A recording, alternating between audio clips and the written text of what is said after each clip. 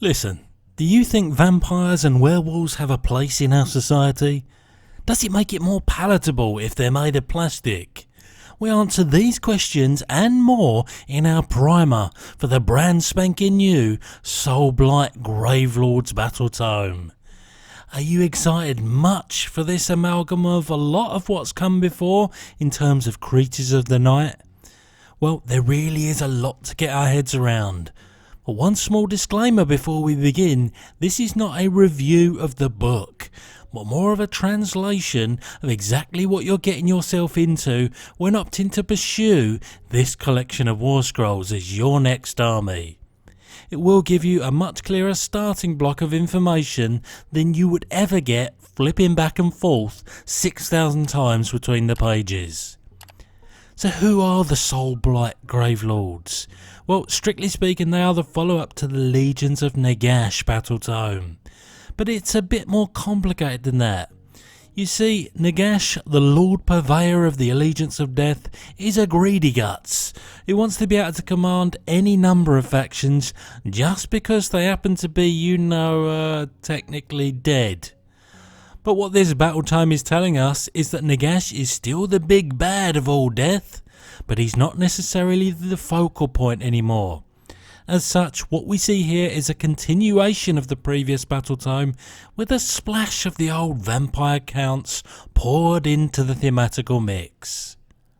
If flesh-eater courts are your ghouls, night haunt your ghosts, Ossiarch bone reapers your skeletal constructs, then Soulblight Gravelords are the rest. Your vampires who take centre stage throughout much of the Battletome, but also zombies, werewolves and traditional skellies. That's the theme then. What does this all look like mechanically and rules wise? Well, the allegiance abilities are fairly traditional. When building an army, you pick one of 5 factions, here called Lineages, and all the units you take have that keyword added to their war scroll. In so doing, gaining access to each faction's battle traits that give army-wide benefits, command traits for your general, and artifacts for your heroes. The only exception to this rule is if a unit already has a named faction as one of their keywords. In that instance, they're unable to receive any of the above for either faction. Still, in terms of giving you flexibility in building your army, this is about as non-restrictive as you'll find in a Battletome. So the 5 factions you get to pick from are the vampire-centric Legion of Blood, the Undead Legion of Night, the Lichen-like Vrokos, the Bloody Castelli Dynasty, and the That's a Bloody Big Zombie Avangori Dynasty. Now before we do a quick run through of each though, we need to cover the lineage neutral army-wide abilities. The Unquiet Dead is basically grave sites revisited, nominating 2 points in your territory and 2 points outside of it at the start of the game. Each have a 12-inch radius that enables you to start with up to half of your units in reserve and deploy them at the end of one of your first 3 movement phases, wholly within one of those 24-inch diameter circles, following the usual rules of 9 inches or further away from an enemy unit. Rest assured, those 4 points can really cover up some ground. Locus of Shaish sees you resolving your Battletome specific spells twice on an unmodified roll of a 9-up, and Deathless Minions prefers a 6-up Feel No Pain roll against all unsaved wounds, including those of the mortal variety. Reanimated Horrors nerf enemy units' bravery characteristic when within 6 inches of a friendly Deadwalker, your resident zombies, or Death Rattles, your run-of-the-mill skeletons. Endless Legions is what would happen if Life Drain and Reanimate fell in love and had an undead baby. Basically, the more enemy units you destroy, the more likely you can roll a target number that sees you bringing back from the undead half of a Deadwalker or Death Rattle unit you've already lost within a gravesite.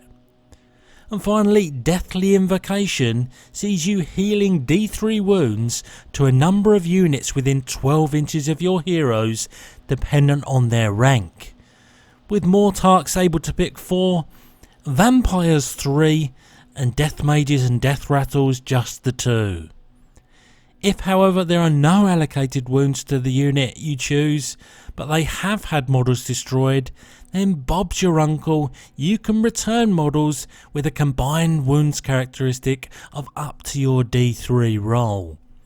Now there's certainly plenty of potency in that list of army-wide special rules, signalling no doubt that there'll be an extremely durable force to contend with. So that's what everyone gets, but what sets the 5 lineages apart so you can go and pick your favourite?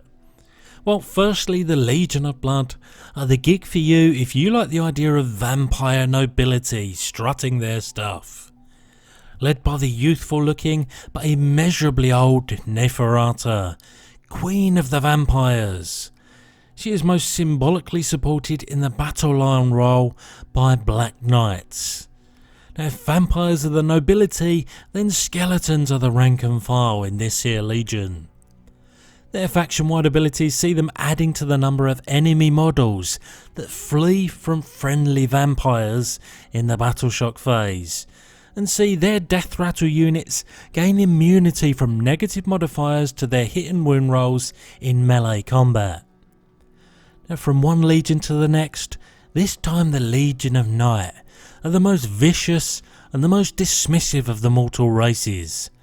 Led by Manfred von Carstein, their symbolic battle line unit are the Vargheist, those that have gone full vampire, sprouted wings and embraced the bloodlust with reckless abandon. These guys add 1 to their save rolls when friendly Death Rattle and Deadwalker units are targeted in the first battle round. In other words, this legion makes the chaff more survivable as opposed to more deadly. They also offer a variation on a theme when it comes to units in reserve, as they can enter the battle from any table edge. The Virkos dynasty are the lineage for new model hunters, and those that prefer their vampires equal parts animalistic and Lycanesque. Led by their first, Belladama Volga.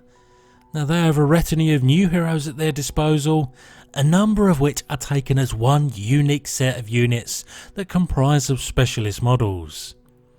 And their special rules see you adding 1 to wound rolls for Death Rattle and Deadwalker units in melee combat, so long as they're near a vampire hero. Alongside that, they also get to re-roll casting rolls for vampire wizards. Lineage number 4 is also known as the Castelli dynasty. Fierce warriors who pride themselves on their martial prowess, and who spring from the Crimson Keep led by Prince Vordry, and hosts of blood knights on undead horseback.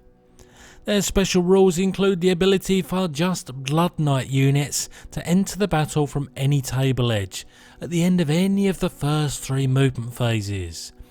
But more interestingly, vampire units receive a buff when they destroy an enemy unit. Be it add 1 damage to their melee weapons when they slay a hero or monster, add 1 to their wounds characteristic if it's a non-hero or monster with 3 or more wounds, and plus 2 to their run and charge rolls for anything else. And finally, the Avengori dynasty are all about the abominations and the big bad monsters. Led by the monster taming Vengorian lords like Laukovai. Now their converted battle line units are Terrorgeists and Zombie Dragons, and so there should be no reason not to take 1 or 12 of these hulking behemoths if this is the lineage for you.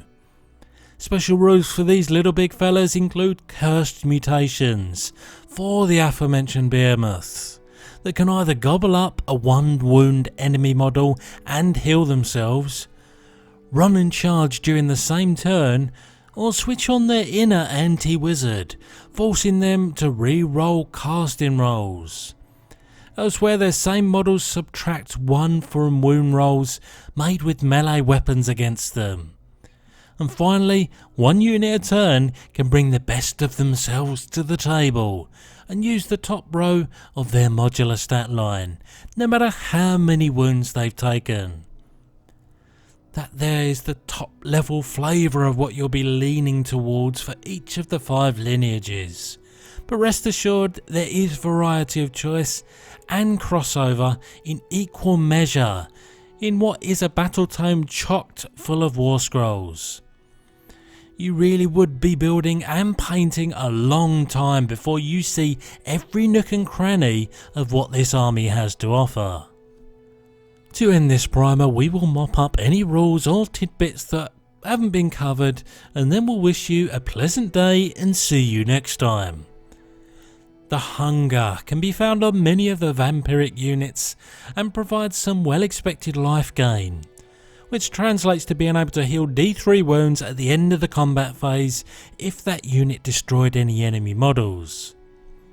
A number of abilities and spells allow you to draw on summonable units. These are your chaff like Deadwalker zombies, skeletons of varying specialities, direwolves and fellbats. So, get the batch paintbrush out and have at it, so you're prepared for any of your summoning needs. Which brings us nicely to the 2 available spell laws in the Battletome.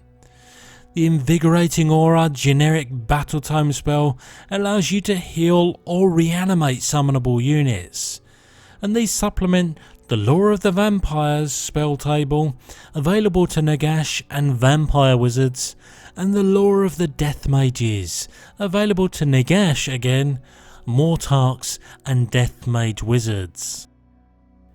And there you go, that's the Soulblight Gravelords Battletome in a really big nutshell. I hope this has shone the light on the basics of what this mighty book has to offer.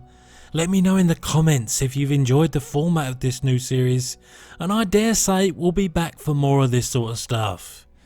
But expect very soon the commencement of our army building guide for these here vamps. Alas, I've been your host Benji, and this video has ended.